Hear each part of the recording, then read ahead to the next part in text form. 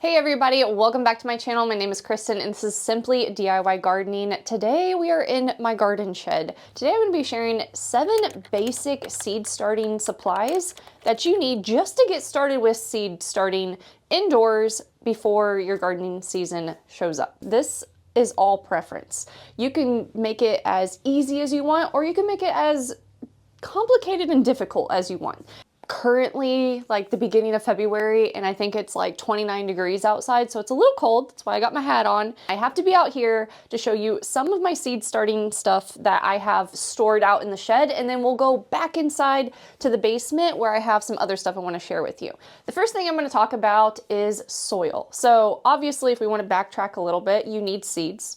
So you can get seeds from a billion different places. You can go to your local garden center. You can go online to numerous places. I just did a video on what I am going to be growing here in Zone 6B in Ohio. Just choose wisely, choose for your area, choose what you are personally going to eat and enjoy, and let's get into soil. So you're going to need a medium to start your seeds in, and this can be kind of controversial. There are so many things, so many like products that you can choose. For just the basic person, honestly, I go with just a seed starting mix. So I've never actually used this one before. This one is from Menards. I have typically used the Jiffy brand, which you can get at Home Depot or Lowe's. I have never had a problem with any of my seed starting, and I've used those. They are a little more expensive. I think it's like $8 per bag. But if you're just getting started and you're doing like 30 some seeds, this should be enough. A lot of people actually will just use potting soil, but you want to make sure that the soil is fluffy. And one of my favorite ways, and I did this last year, we have a local farm that they actually have a seed starting mix that they don't personally sell to the public, but I have asked and they have sold me like the big, let's see, I know I have over here. So we have these gallon buckets, or 5-gallon buckets. Sorry about this Halloween. So I would just go and bring a bucket to them and they would sell me their seed starting soil in a bucket. So it is always nice for you to like just go and ask. I mean, the worst that they can say is no, that you can't buy it from them, but it might be cheaper, might be better, and you know it works. Okay, so since we're on the topic of soil and having a soil that at least has a fertilizer in it, next thing you want is if you are starting your seeds, whether it's tomatoes, peppers, which usually are started about 6 to 8 weeks before your last frost date, or say onions. Onions you start way ahead of time. Like I'm about to start onions in the next week or so. You want to have a fertilizer that after they start growing, you kind of give it to them to kind of boost their energy, feed them until they can go out in the garden. From the farm that I was just talking about, they actually sell their chicken fertilizer. I have some. This is what we call the Farmer's Blend Fertilizer. So this is a blend of chicken poop with, I don't know, they have some kind of like fertilizer stuff in here. You can see if I zoom in really close that there is like little pellets and things like that in there. So I always trust them when it comes to their fertilizer, and I will use this all season round. So I'll use it once or twice on my seedlings, and then once they go out in the garden, I usually do it about every 2 to 3 weeks until they start growing fruit. Another brand, and I will put a picture up here, it is a very common brand, but I've used it on my whole garden. That's another one that you can use, and there's tons and tons out there. I'm sure you could just ask somebody at your local garden center what they prefer and they will give it to you. I'm going to talk about these trays and the types of containers that you're going to need to hold and start your seeds, and then we'll move inside and we'll go more in depth over lighting and whatnot. So one of my favorite companies is Bootstrap Farmer. They have the best containers and trays. They are almost like indestructible. Like these things are hardy. They're going to last you for years and years. These are the much bigger ones. So when I plant into these, I like to plant like my tomatoes. So that way I'm hopefully not replanting them again once they start to get bigger. These ones I got last year. So these are, I will put down in the description or like on the screen. I want to say these are like their 3-inch. I believe these are 3 inches, but I will start a lot of seeds in these, and then like I said, if they get too big for this, like peppers and tomatoes usually, I will up them to the much bigger ones. Now, along with these containers, I absolutely love Bootstrap Farmers trays. So I got a good example right here. When you go to Lowe's, Home Depot, you know, your local place, you get these like flimsy trays. And these trays are okay, but if you are starting your seeds indoors, say like in a basement, and you got to come up and down the stairs, or you got to take these babies in and out, this thing is not very sturdy at all. Now, the Bootstrap Farmer trays, they are like indestructible. I think they even said like you can run them over with a car and they'd still work. They're made in the USA and they will last a lifetime. My second year is when I invested in these. They weren't that expensive, but I will have them most likely for my whole life. I can carry a lot of stuff in them and they're not going to bow or bend or break. This is something I highly suggest if you're going to be growing a lot of seeds. Go ahead and invest some nice sturdy trays. If you don't want to go head first on trays and pots like that, if you go to Target, Walmart, Lowe's, Home Depot, all those stores, they sell trays just like this. So this is the Burpees seed, super seed tray. And this is my second one. I just bought this. I have one sitting in here. I like to start like my onions and basil, like all the different seeds in this. And what's nice about it is it has like your watering tray on the bottom, and then it has the seed tray part at the top. This one I had last year. I've actually used this one for 2 years now.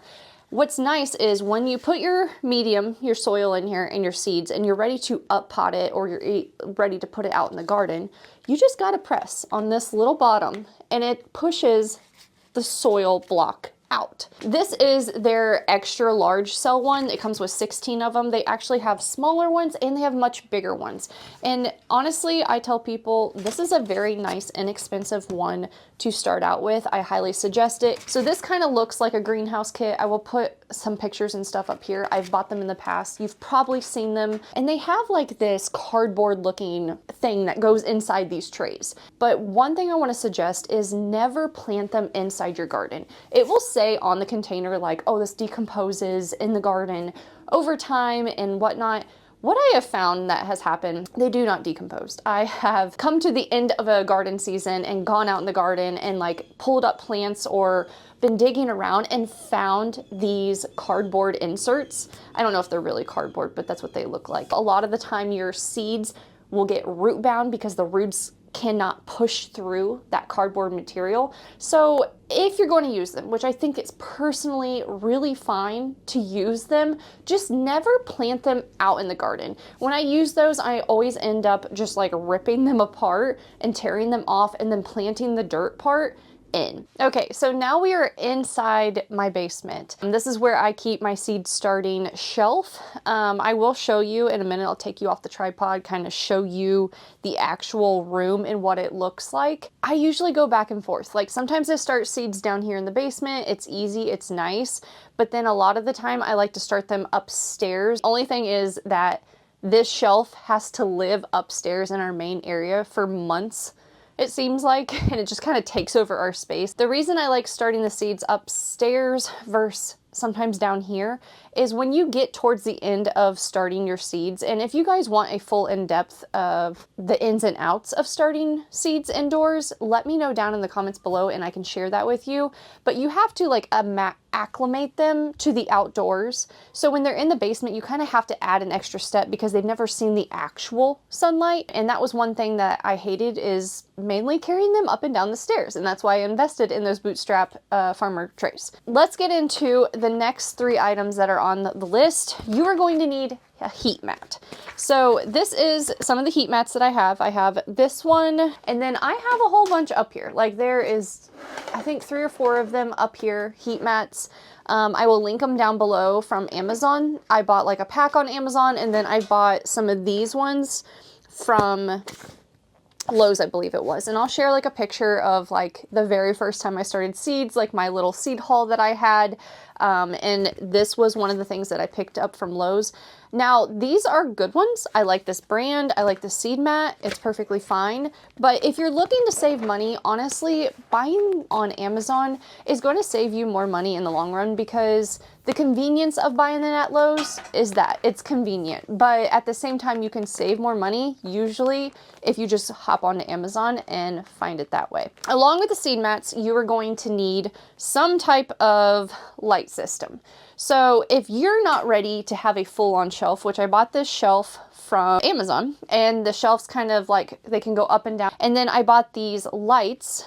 You can probably only see the first two shelves, I think, in my camera frame, but I have a whole nother shelf that has two more of these lights that are connected, and they all connect to each other, and you plug them all in, and then you would just switch them on with the switch. But like, I don't have any of these plugged in right now. These were pretty inexpensive.